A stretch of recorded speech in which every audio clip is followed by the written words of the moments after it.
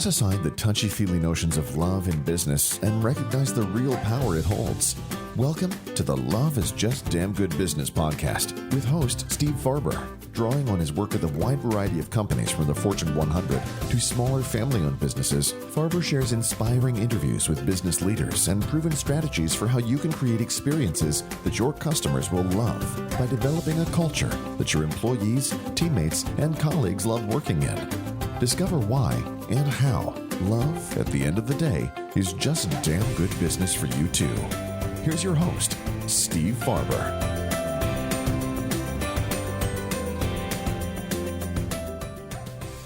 Hi, this is Steve Farber, and welcome to episode 10 of the Love is Just Damn Good Business podcast. Thank you so much for joining me. Today I'm going to introduce you to my dear friend Neville Billimoria, who is, simply put, one of the smartest people I know. And I know a lot of smart people, I have to say. If you were to look at Neville's business card to try to figure out what he does, you would determine that he is a senior vice president of membership and marketing at Mission Federal Credit Union in San Diego. And you'll see that he also has the title of Chief Advocacy Officer. And that would sound pretty impressive, and rightfully so. But Neville's role in the community goes way, way beyond any kind of a written title. He is one of the most networked people I know, which is kind of a clinical way of saying that he brings people together. He brings people together in very meaningful ways. Neville has a passion for community. He has a passion for purpose, which is a nice alliterative statement. And his superpower is in helping people to see how individual and collective agendas can come together to create something even greater. So he's a scholar in the area of community, in the field of network theory, social network theory. And when you put it all together, he's just a really remarkable guy. And I asked him, therefore, to present at one of our extreme leadership experiences and to share his thoughts and his point of view on purpose and passion and community and commitment and, not coincidentally, extreme leadership. Neville is an advocate for our platform of love, energy, audacity, and proof. He's a practitioner of this principle of love is just damn good business. He lives and breathes it in every minute of every day. So this presentation that you're about to hear is entertaining, it's energetic, he's brilliant, and he's going to share with you some ideas that I think will help you to reimagine your place and your purpose in whatever community or communities you're involved in. So here he is, Neville Billimoria. Enjoy. It's a gift to be here with you guys today. I'm going to try to share some ideas, hopefully engage you in some conversation, time permitting, and it's all going to begin actually around this notion of purpose. And I want to invite you to ask yourself, what is your purpose? If I get the right slide to clicker to work. All right, I got it now, Pauline. We're moving to a new era, and that era is going to invite more of us than probably has ever been asked of us in human history. And if not now, when? We have this notion of we've divided our world. Human beings are crazy creatures. We're sense makers, right? We make meaning out of anything. We've divided our world into this notion of non-profit versus for-profit, suggesting that non-profits do mission-driven God's work and for-profit generate revenue. For thousands of years, we thought that the world revolved around the earth. And that became our de facto standard until Copernicus came along and said, no, actually, that's not true. The world revolves around the sun. Some of us still think the world revolves around ourselves. And maybe this slide is really here to invite us to reimagine and revisit our orthodoxies, our implicit biases, our sense of, I know how things are done. I'd like to, actually I was eavesdropping on a couple of conversations when I first got here, trying to pick up the vibe of the group, and there was a conversation about monetizing this work. And does that somehow take away from it? And that's, again, based on the orthodoxy that somehow business is bad, business is a problem, business causes all the ill will in our world.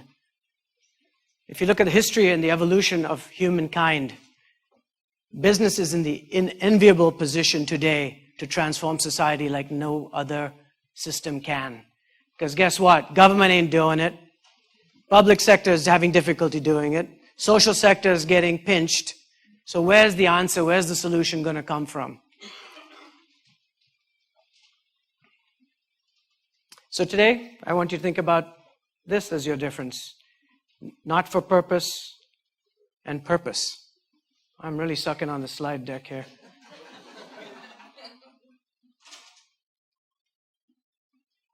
Not non-profit and for-profit, but for purpose and not for purpose. Change the paradigm. It's a both-and framework.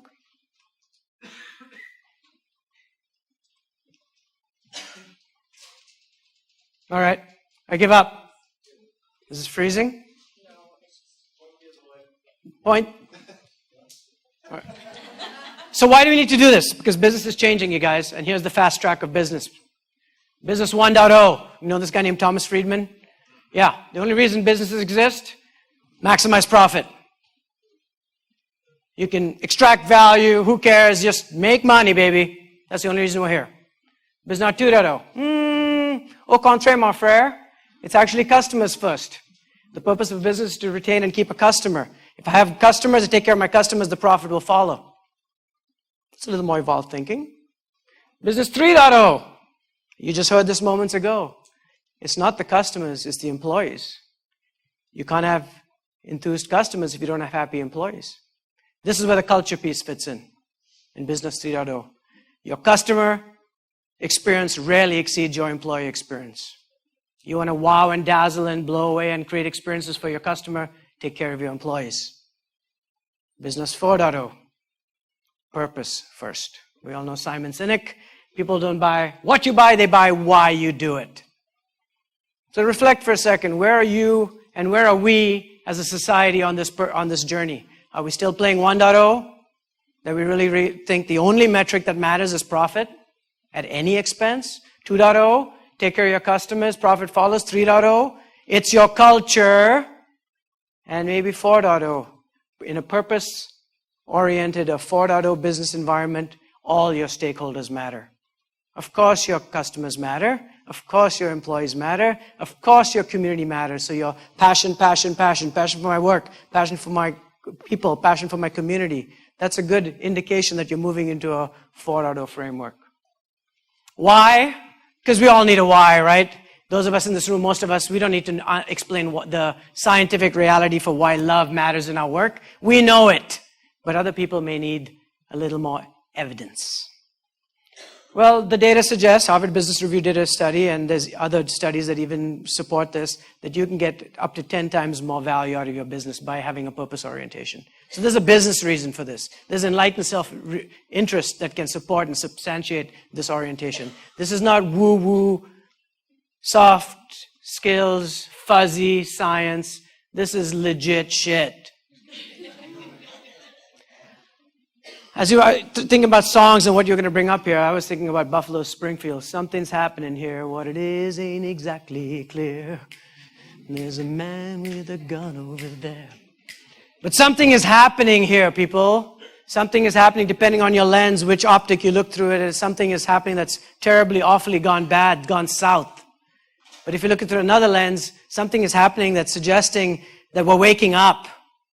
That we're waking up as a society and changing the rules and changing our expectations. I will figure this out before I leave, I swear to God. I think this is what we're really solving for, is fragmentation. We are so divided. Humankind is divided. The United States is divided. Us individuals are divided. We separate our heart from our head. I can't take love into the workplace. What a crock of spit. Who said so? Why? What belief system suggested that that's actually legit? And when we behave into it, what are the costs and consequences for us? in terms of meaning and fulfillment in our life. So that's what we're trying to solve for. Making people whole. The root word of wellness, well-being, health is about wholeness. How do we become whole again? We were whole from the beginning. We just got to remember it, get back to it. So today I'm here to invite you to this call for responsibility, this call to arms, this call to adventure, to say it's us that's going to be the change we want to see in the world. Don't wait for, the cavalry ain't coming. You're it.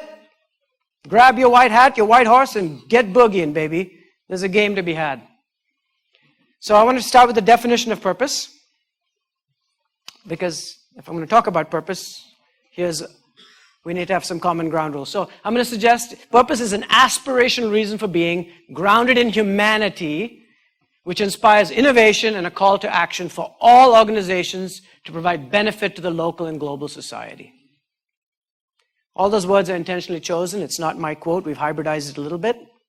But the spirit behind it is we have an aspiration for a better time, a better opportunity. It's all about human-centered, whether you're using design thinking as a framework, as a methodology, or you're thinking about just good old-fashioned treat people like they want to be treated.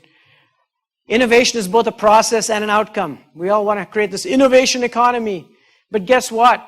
To be innovative, you need to risk-take. To risk-take, you have to collaborate. To collaborate, you have to have trust. At the root, back to love versus fear. Choose your path, people. We've got two parallel processes running through our system at any given time.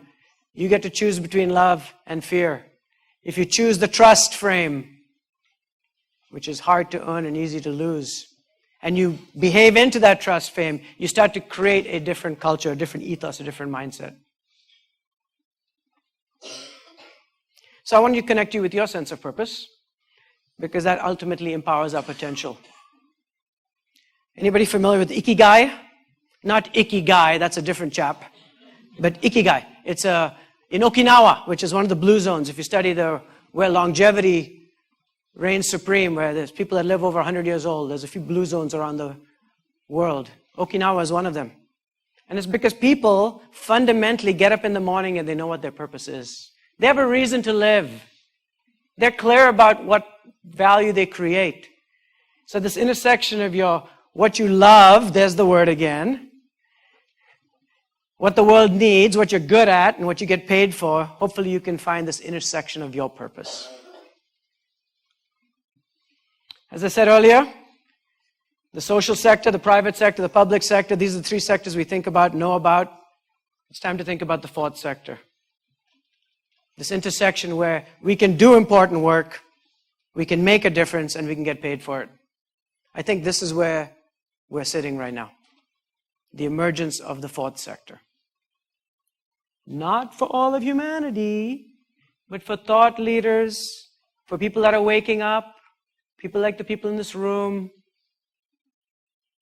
who genuinely believe there's a better way, and they realize that they have to be that way themselves before other people can do it.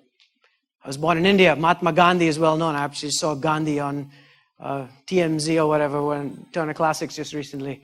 And there's a great story about a mom bringing a young kid to Mahatma Gandhi and saying, Gandhiji, please tell him to stop eating sugar. And he looked at her and said, come back in 2 weeks. And she came back in 2 weeks, and he turns to the young son and says, Babu, stop eating sugar. And she says, Gandhiji, you could have told him that 2 weeks ago. He said, yeah, 2 weeks ago I was eating sugar.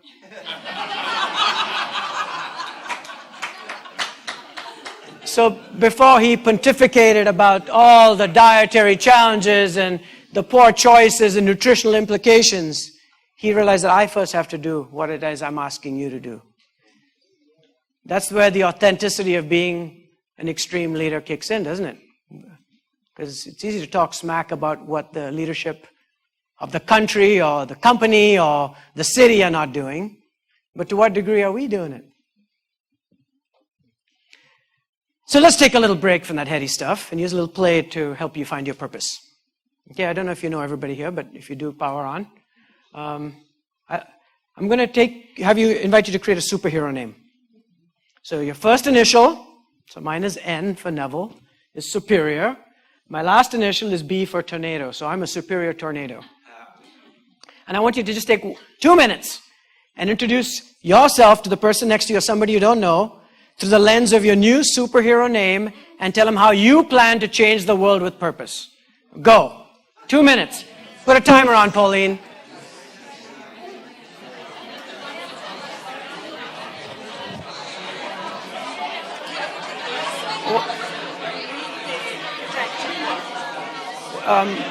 Just angle it more. So when you're doing it, I'll show you. What am I clicking? Is it the right click or? So I don't want to move it, but it's this one to go forward, and sort of angle it down because I moved this. This was getting in the way. And it's in the way. Yeah.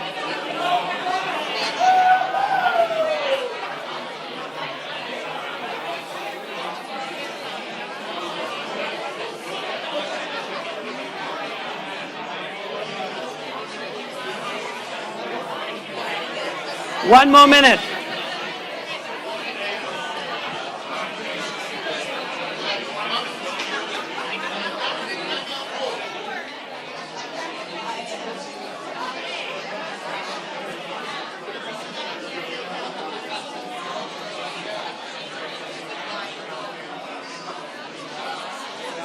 $30 seconds.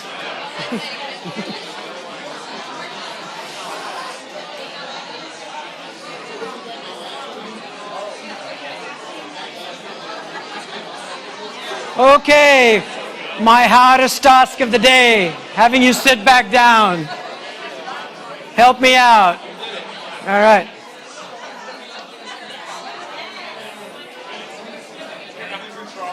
No, you're not. You're totally controllable. Okay, help me out. Raise your hand if you hear me.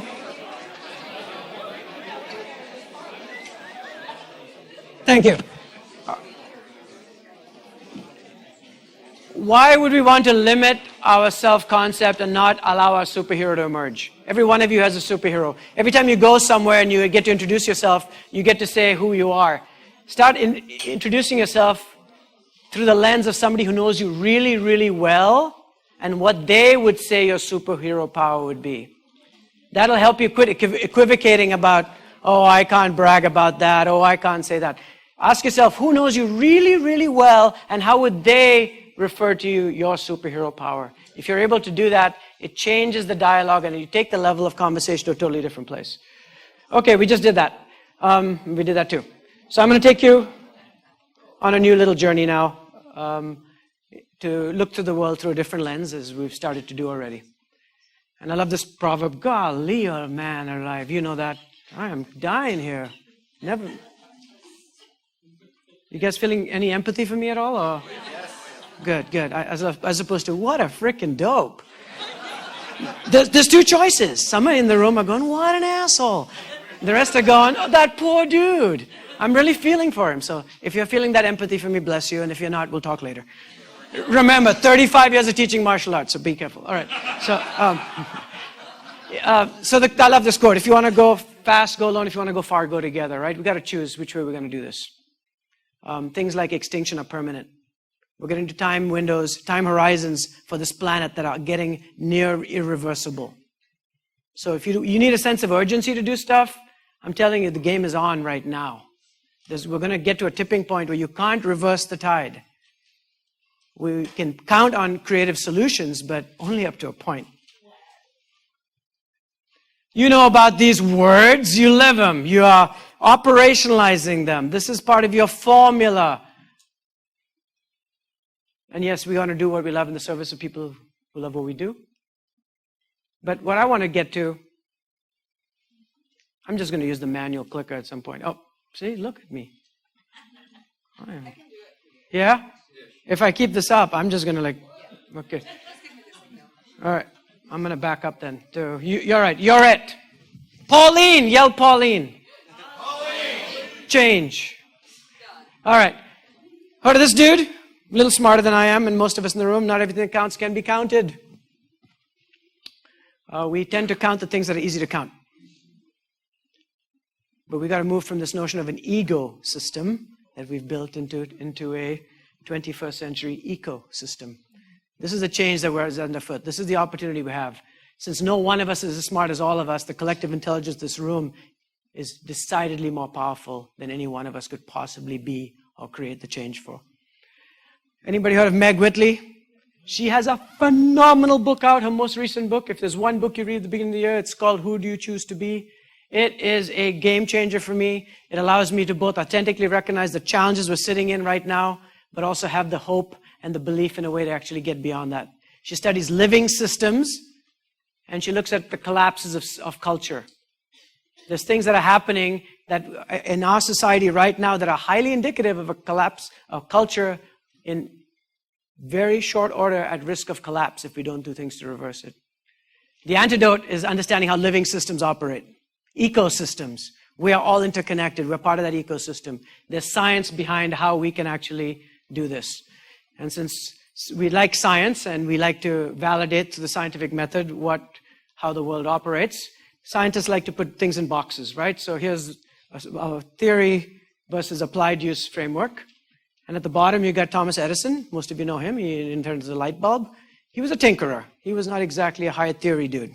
But he kept trying and trying and trying and found a gazillion ways that didn't work, so he could find a way that did work. Counterpoint that to Bohr, the founder of the atom. At his time, when he came up with the atom, it was very theoretical. There was no practical application. That's changed, obviously, since then.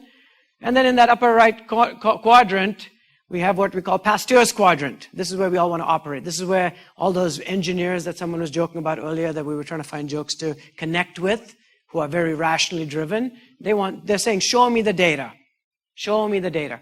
If you work at high theory and high applied use, you're going to get to play with in Pasteur's quadrant. And this is where this work comes from. The purpose work was a yearning to talk to your soul and spirit. This work is speaking to your head, your rational brain.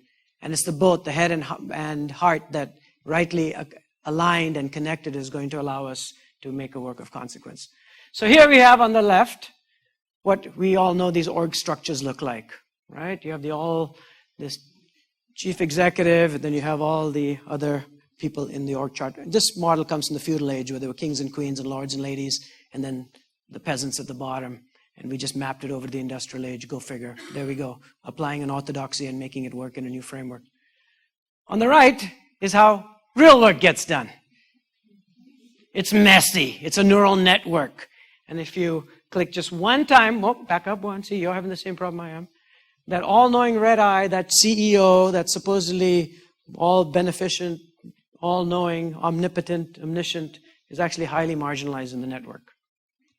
If you're building a network, if you're building an organization, if you're building a system that's wholly dependent on a single point at the top of the food chain, you're building a flawed model by the get-go because you're not able to leverage all the assets in your system.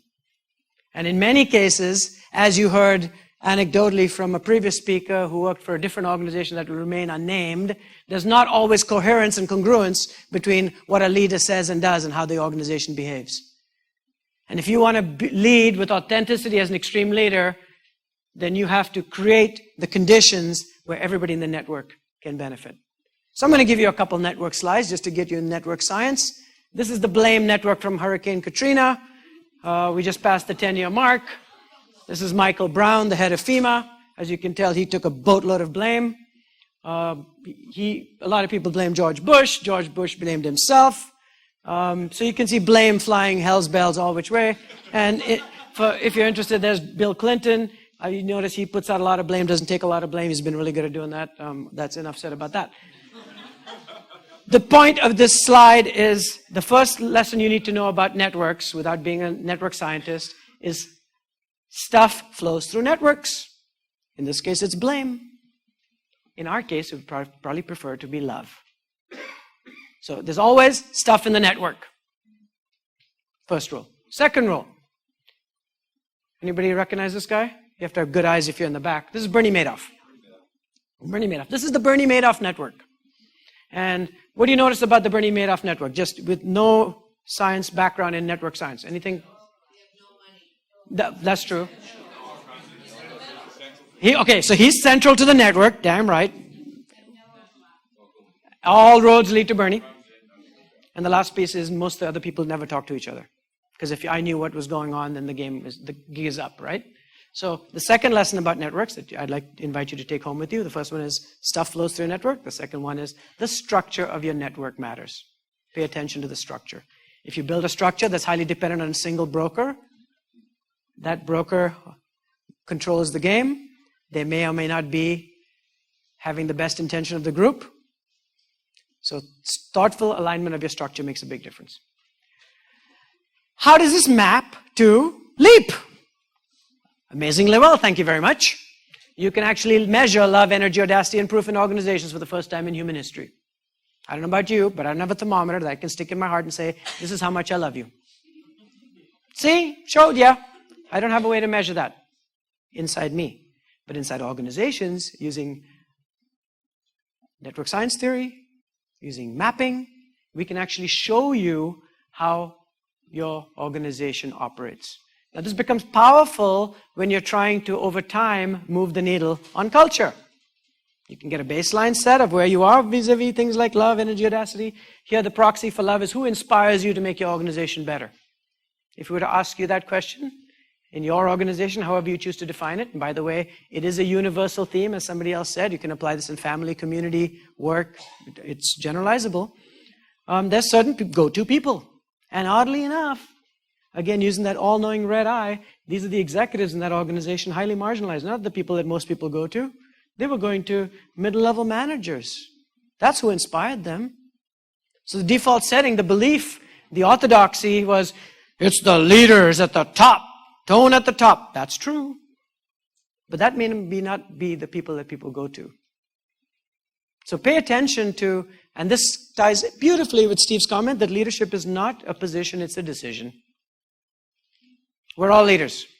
You got to decide right now, I'm a leader, done, game on. That's it. You're a leader. Self-appointed, fine. So that's love. Energy. Which colleagues give you an increase in positive energy after an exchange? There's two kinds of people. There's the people that when they walk into the room warms up. And there's people, when they walk out of the room warms up. We have to ask ourselves, what kind of people are we? And when we're thinking about our culture, we know which ones give us energy. If they're those people that suck the lifeblood out of us, the likelihood of us returning to them with regularity diminishes precipitously. And again, here's supposedly all those red execs. I don't see them in the middle of the network. That's position matters. The size of the node matters. That tells you how many people go to them. The degree of reciprocity, interactions matters. So here again, you can see, and I'm not picking on any one organization or example, I'm using this to validate empirically that today you can measure where love, energy, audacity, proof live in your organization. More importantly, it's not where you think it is. As I get to the end, I'll give you an example of that. Anybody heard of this dude? Peter Drucker? Nah, slouch. Management by Objectives, management guru, right? There's more business books that are still used even today, decades later, that are referred to him. So the guy who comes up with management by Objectives says, culture eats strategy for breakfast. Should we pay attention to that? You think that's relevant and resonant for the work that's starting to get... I liken what's happening with this extreme leadership stuff to the Chinese bamboo. That for months it just barely sits in the ground. You water it and nothing happens. And then one day it starts growing an inch a day. And next thing you know, you've got this colossal freaking plant that you can't get rid of if your life depends on it. I would hope, my aspiration is that's what's happening right now. That the extreme leadership work has been birthed, and some of us have read it a couple of times and had a different experience with it, because the time is now. And all of a sudden, now we're going to be growing at way more than just an inch a day. It's just going to go nuts. It's due. It's time. It's needed. It's happening. You're part of it. Kaplan and Norton, the balanced scorecard. We heard about KPIs, and you had KORs? KOR. Okay. So these guys do the balanced scorecard, which is in most of the Fortune 500 organizations as a metric system, right? And even they said 75% of your value comes from intangibles that you can't measure. We've become so measure dependent. So what do? We measure the stuff that's easy to measure. But it might be the wrong thing to measure. And just because you can't measure it doesn't mean it doesn't exist. So let's be discerning as leaders and not just focusing on measures and crafting and rarefying and improving the quality of our measures and using that as data to help inform our moving forward decisions. But let's pay attention to things you can't measure. Like the couple that goes to the counselor, psychotherapist, since we have one in the room, and she gives them great advice. She goes, for 1 week, listen to everything your partner says. And then they come back and she goes, how's it going? They go, pretty good, you know. She goes, good. Now go back for 1 week, listen to everything they don't say. As much as articulated in some of the intangibles as in the tangibles. Paying attention, discerning, waking up is a powerful way to shift your presence and understanding. Don't go yet. All right. No, you go one, but that's it. I've never had this exciting problem. Pauline, I love you. Thanks for playing with me. All right. Hidden in plain sight. Do you think there's things hidden in plain sight? Do you think we have attentional blindness to a thing or two once in a while as human beings?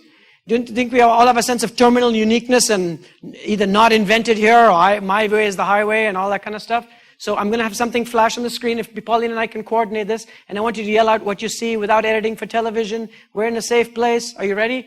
What is it? Back up. Yeah, what is it? Opportunities now here. Yell it out. Come on. Okay. Nobody saw opportunities nowhere? You did. Okay, thank you. So the point is not if you saw now here you're a positive person who is glowing in your self-worth, and if and is nowhere you're, a scum-sucking, negative. No, we see what we are conditioned to see. The world isn't out there in the mind in here, it's inverted. The world out there is created in here. We see what's in here. We don't see what's out there. Unless you invest eons and eons of time and effort in your own practice and self-awareness and humility. We don't see what is. We see what we want to see, what we choose to see. You guys all know this one, right? The old lady and the young lady. Most of you have seen this one. This has been around the block forever. Can you see him as both a profile and a frontal shot? Just take a while. And sometimes it takes a bit for your brain to start to see it, and then all of a sudden you go, whoa, yeah, I see it. And if not, we'll give the slides to Steve-O and he can send them to you and you can keep looking at it, and then one moment it'll hit. We need to have the ability, the optical acuity to be able to move our frame of reference like you can if you're able to toggle between those two images. That takes a little bit of work.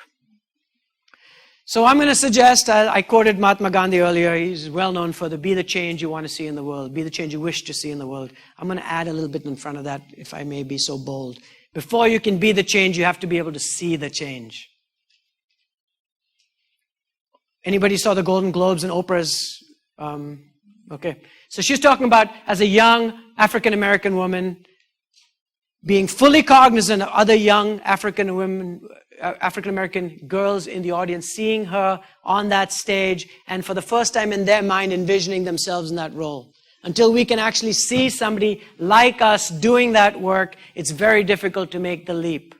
If you were the first of an underrepresented minority to go to college and nobody else in your family has ever gone to college, it takes a leap to see yourself in college. So we have to start changing how the world is seen. And like Edison, who was a tinkerer, we know him for the light bulb. Look at how many are in this room. Whether they're LEED certified, eco-friendly, whatever, those are nothing but a party trick if the grid goes down. Pay as much attention to the light bulb as you do to the system. Be able to toggle your optic back and forth between the individual and the system. The individual and the system. It's not either or, it's both and. So I mentioned that I would suggest as a way to validate the fact that no one of us is as smart as all of us, right? So if this was actually a jar of jelly beans sitting about your hair and this big, and we asked everybody in this room to guess how many jelly beans were in there, the data suggests on average you'd be 30% correct. The likelihood of you guessing the number of jelly beans in the jar would be 30%. But if you aggregated all of our numbers, put it together, we get closer to 97 to 98% correct. I did this at my work at Mission Federal Credit Union in town with my marketing team of 16 people on Easter when somebody gave us these little M&M jars. And I shared the story, and they said, let's try it. And my first response is, N equals 16. Statistically not so significant. I think I'm screwed. But I said, play on, let's give it a whirl. And so somebody pulls out their cell phone and is calculating, tabulating the amount, and the answers are coming back from 30 to 300, okay, in a group of 16. An order of magnitude variance in the inputs. And when 300 comes up, the back of my head, the chatter, the thought bubble is like, I don't know what you're smoking, but you just completely killed my game. Thank you very much, right? There was 197 M&Ms in there, and the group guessed 199 or vice versa. We were 2 off, even with an order of magnitude difference in the guesses. What does that tell me? It tells me even the total odd ducks, the outliers, the lunatics have important contribution to the collective intelligence of the group. Don't discount them. Incorporate that. Yes, use discernment and judgment, but don't discount them. It takes all of us to figure this stuff out, you guys. It takes all of us. Affirm the diversity of those different thoughts and points of view. Otherwise, you're living in an echo chamber. And increasingly, we're living in a world today that all we're doing is feeding the same stuff to ourselves and reinforcing our existing biases as opposed to really challenging ourselves to think of a better way to do things. So as we wrap this up, 3 lenses. The human capital lens. We've privileged the individual for decades, hundreds of years, trying to grow and cultivate humans. We have so many smart people, but they're so smart that they get they're not wise. They're smart. To put love in the mix is a wise choice. That's not a smart choice. That's a wise choice. So again, as an extreme leader, you start deciding for yourself what defines, what attributes, what criteria constitute extreme. 2 is, it's not just the individuals that matter, it's the relationships that matter, the connections. Instead of focusing metaphorically on Stephen Covey's 7 Habits book in which he talks about 3 guys doing the same job, what are you doing? I'm laying bricks. What are you doing? I'm building a wall. What are you doing? I'm creating a masterpiece. Same job. Different connection to the work. What even that story's missing, and it's not Covey's, he just sold 7 million copies, so we think it's attributed to him. What's missing in the story is the mortar is as important as the bricks. No mortar, no wall, no cathedral, no nada. Pay as much attention. Yes, honor the people, celebrate the human capital, build and grow it, build lifelong learning communities. We all need the skillages. But pay as much attention to the relationships as you do to the people. That's the social capital. And finally, all that always operates in a people system. This is a people system. If you're able to move your awareness through all those, you're fine, stay there, that's good. If you can move your optic, your lens, kind of like the 1 or 2 at the eye exam. 1 or 2, what do you like better, 1 or 2? Here you got 1, 2, and 3, and it's not like better. Which one is most relevant to look through at this point? You got trifocals. In investing many years with Steve and I've been signing my emails Love Neville forever. Freaks some people out. I don't give a shit. Not my problem. We made a realization that while the love, energy, audacity, proof are part of the formula, what's really important as leaders is that it's the verb. Culture is a verb. It's the verb that precedes them that is as important. You will know the proof of your extreme leadership capacity is going to be when you're able to cultivate, generate, inspire, provide, and engage in those love, energy, audacity, proof. Not just to know what they are. Like the young kahuna warrior who was the first up the volcano in the Huna tradition in Hawaii. They don't say, yeah, you get the trophy. Everybody else, boo-hoo, good luck next time. When you come back down the hill, they say, congratulations, now you help all the other guys learn how you did that. To whom much is given, much is expected. For whatever reason, by default or design, each of you in this room have been given a gift, a superhero power. And so much is expected of you. What's expected of you is to help create a culture that supports love, energy, audacity, and proof in the service of people you love. Final couple slides. Anybody know what this is? This is in Catalan, España. There, one more slide. This is the bottom of what becomes this. A wall, a human castle with a 5-year-old kid at the top. And when he freaks out, they have a second 5-year-old kid that they can replace him with if he does. And all the people of the community come together. They don't care who's a lawyer, who's a doctor, who's a janitor. They hold hands, they bond arms, and they build human castles. Right? As I look out on this audience, I don't care if you're black, white, green, yellow, purple, smart, dumb, rich, poor. We are one interconnected community that's going to build a human castle, privileging the opportunity for humanity to create and achieve its greatest good. So as I leave you today, regrettably, because I've got stuff to do, but I'll be back for your party, brother. This is the 5, 4, 3 to 1 to your liftoff, to your moonshot. 5. You're the average of the 5 people you hang around the most with. You think you're not judged by the company you keep? Hey, pay close attention who you hang out with. All the data suggests the people you hang around with the most are a great reflection of who you are. This is not just about political ideology. This is even about things like obesity. 4. Social peer learning is 4 times more powerful than IQ. We all privilege IQ. But if I'm sitting there and we're all having beer and pizza, and the pizza pie comes around, and no disrespect, Marco Pizza, and I should be saying you should order double right now, right? And my inner brain is going, gluten, Neville, how about those, carbs, cholesterol? That's what my intellect is saying. But everybody else grabs a second slice, I'm grabbing a second slice. Peer learning is way more powerful than IQ. 3, look through these 3 lenses that I provided you with. They're not my ideas. I'm just the conveyor of these ideas. 2, every network has 2 things going through it, stuff flowing through it and the structure. Pay attention to the stuff and structure of your networks. You don't have to be a network scientist to start embarking on understanding this. 2, and 1, what's the one thing to do? Take the decision. You already have, you're here. So to know and not to do is not to know. Or as the WYSIWYG goes, do what you say you're going to do, but even after the mood in which you said it has passed. So we can speak with great conviction and moral authority, and then we get into the extreme leadership moment and you go, oh shit, I think. Right? So finally, life, if you're waiting for life to give you purpose, I would suggest life doesn't give us purpose, we give life purpose. You have made a choice today to be here. And I am wholeheartedly convinced that the future is going to be better because of the work we do together to make this whole wide world a better place. Thank you.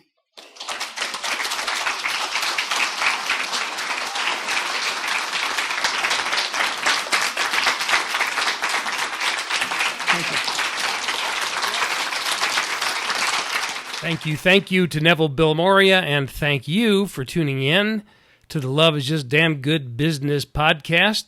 So let me leave you with this question. What is your superpower and why? Drop me a note. Let me know. I'd love to hear what superheroes are tuning in. Until next time, this is your host, Steve Farber, reminding you to do what you love in the service of people who love what you do. Thank you for listening to another episode of Love is Just Damn Good Business with Steve Farber. Join us again next time, because when customer and employee satisfaction just isn't enough anymore, we are here to back you up with specific ideas to operationalize love to make an enormous difference in your business, personal life, and the world around you. Visit our website at stevefarber.com to leave a review. And don't forget to share the love with your colleagues and friends, because after all, it's just damn good business.